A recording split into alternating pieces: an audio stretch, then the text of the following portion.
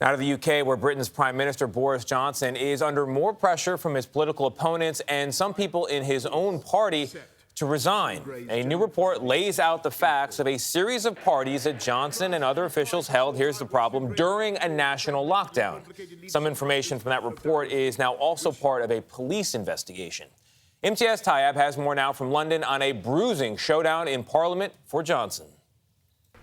Sorry.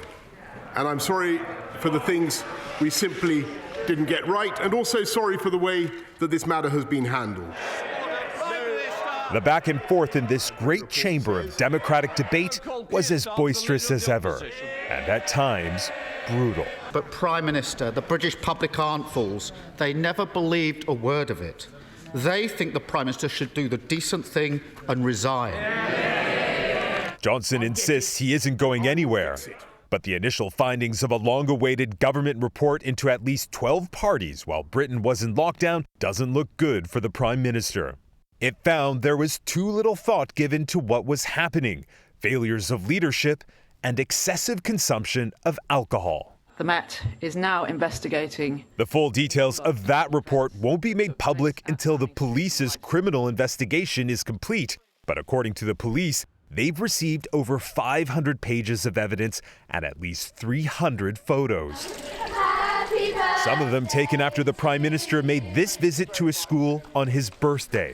One cake apparently not enough.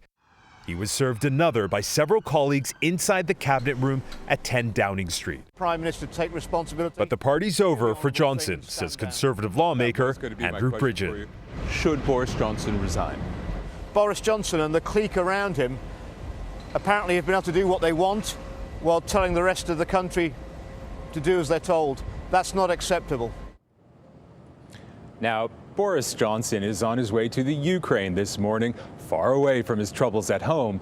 But consider this. Former Conservative Prime Minister David Cameron once described Johnson, and I'm quoting here, as a greased piglet, someone who can wriggle his way out of just about anything.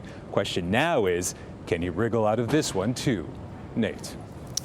We'll have to wait and find out. They have a way with words in politics over in the UK. You're right about that. Imtiaz Tyab in London, thank you so much.